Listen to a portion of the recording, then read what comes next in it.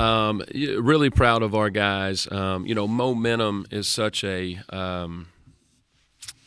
everybody chases it, right? You never know when you're going to capture it. You never know how long you're gonna keep it. And I say that because our team and Georgia State have been playing with a ton of momentum as of late. Two hottest teams in our league. They've been playing lights out. So we knew it was going to be a great challenge coming in here, playing those guys here tonight.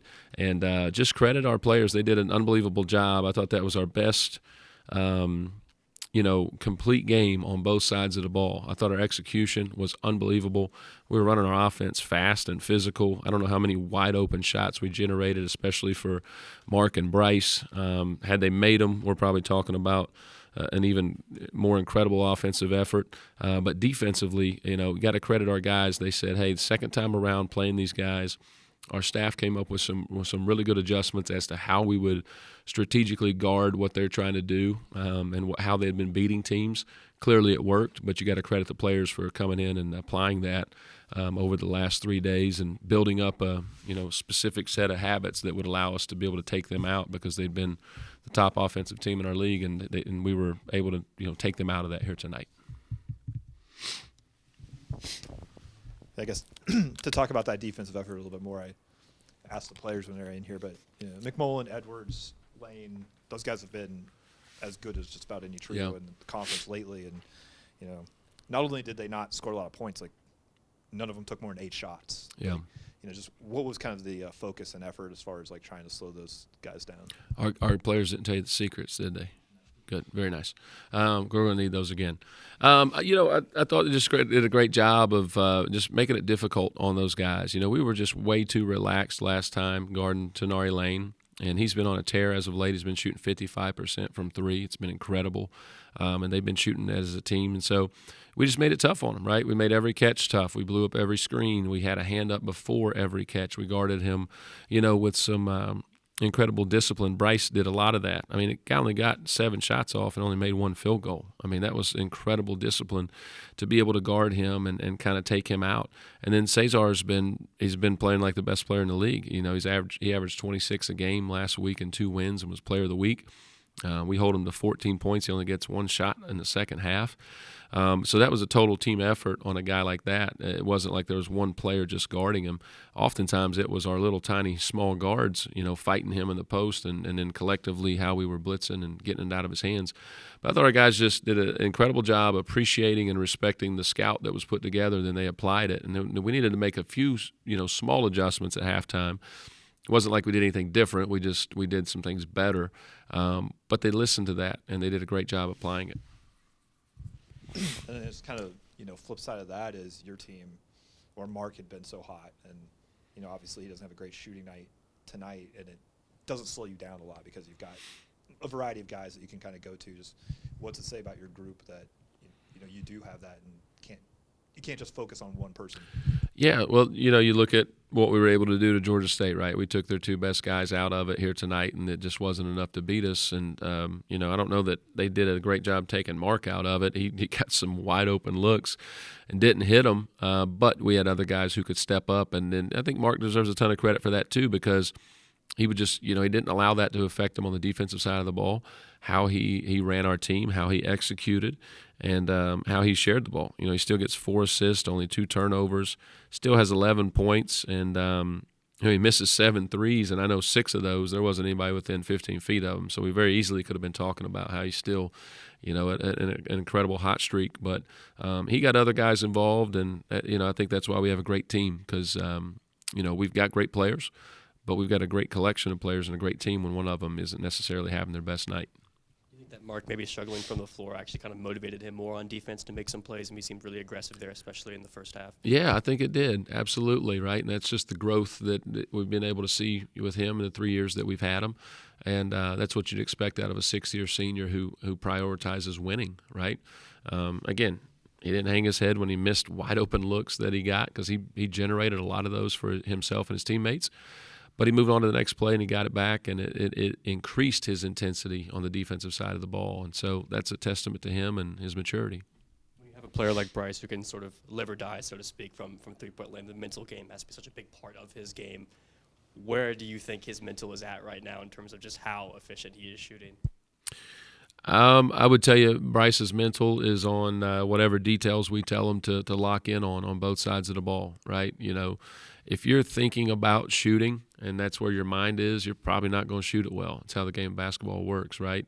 Great shooters, great players, they get in the flow of the game, and oftentimes they shoot their best, play their best when they play off their instincts, and their instincts kick in when they lock in on the finite details that we give them as a staff. And so Bryce really trusts our staff, and he's really grown in locking in on those things, and the process is paying off for him because he's a phenomenal, offensive player.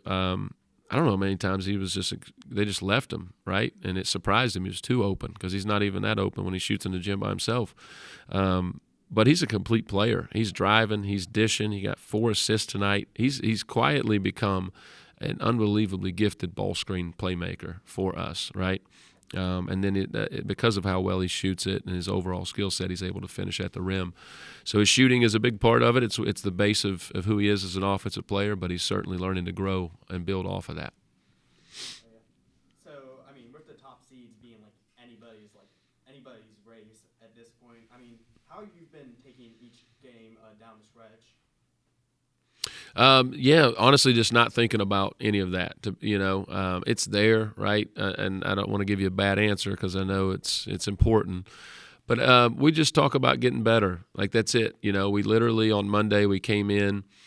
I did a math equation on the board, right? I wrote 4 + 4 + 4 + 9 = 12. And our guys were like, holy cow, this guy from Kentucky's really bad at math. But I explained to him, I said, hey, we got 4 games. It means we got 4 shoot-arounds. That means we got 4 drills we do to get ready for opponents. That means we got 9 live segments of practice, and then all that equals up to you got 12 days to get better. That's it. And so it was my own bad, unmathletic way of, showing them that you got 12 days to get better. That's it, okay? Because everybody talks about numbers. They talk about standings, and, so we got to give them a different number to look at and how to go about it. And so we said we got 12 days to get better. And then after that day, we said we got 11.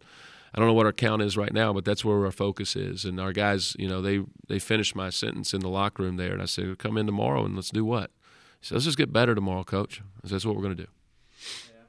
And then also, I mean, tonight, you guys had 4 players scoring double digits. And then AJ, he was a basket away from a double-double. So, I mean, what do you take away from this offense and also potentially the defense and everything?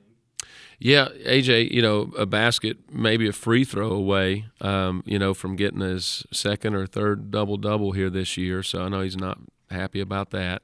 But he played a great game. I thought he really did. I thought AJ played a phenomenal 4 game without even looking at those stats. But, yeah, you got multiple guys sharing the ball, and I just think we've learned each other and continuing to learn each other and find each other.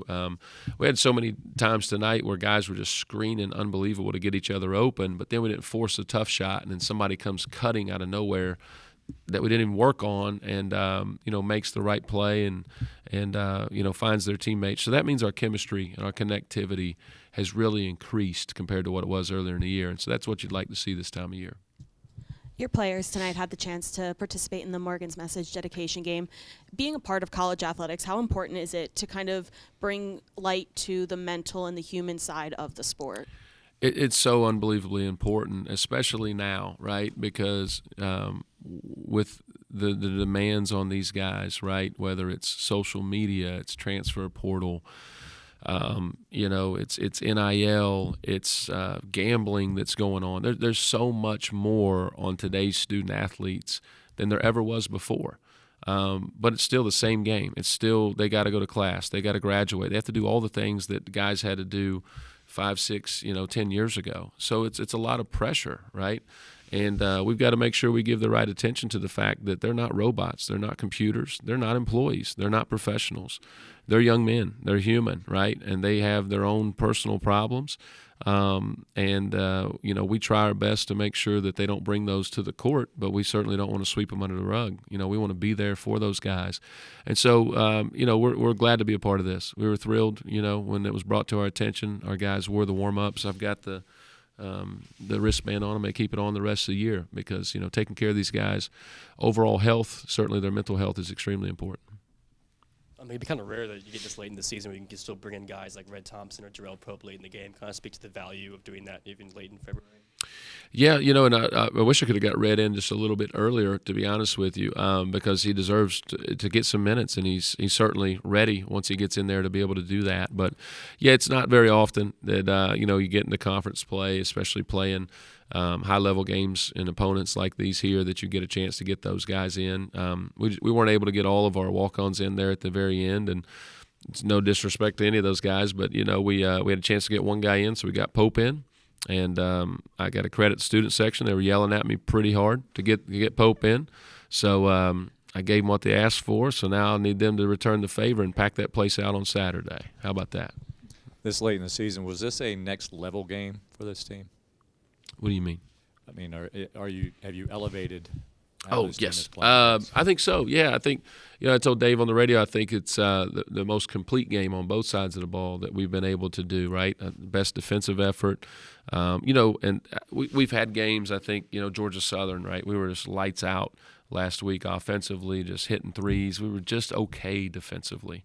And then we obviously weren't great on the offensive side of the ball against Coastal, but we really ramped it up in the last 8-10 minutes defensively in that game. This was a complete game pretty much from start to finish. I thought we did a great job of bringing that intensity and that focus on both sides of the ball. So yeah, it felt like we did take a big step forward today. You don't have anything tonight? You sure? Go for it. Bonus question.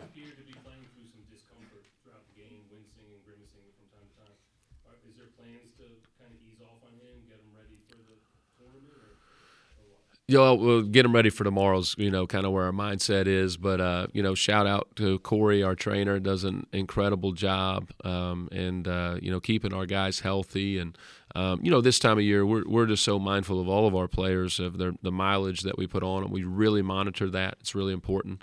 But I got to credit X because we talked about, he's playing on a little bit of an injured foot, and he battled through it. But I said, hey, listen, if you're only at 90% tonight or whatever that is, you got to really lock in and be like 110%. I know that's bad math again, on like the mental side of what we're trying to do to offset. Maybe you're just a half step slow. And credit him. He really did it. He did a phenomenal job with that here tonight. But we'll give him the rest that he needs to make sure that he's ready. So not knowing and not necessarily asking what the injury is, we're not overly concerned about making it worse? Nope. We're good. We're good on that. Bonus question.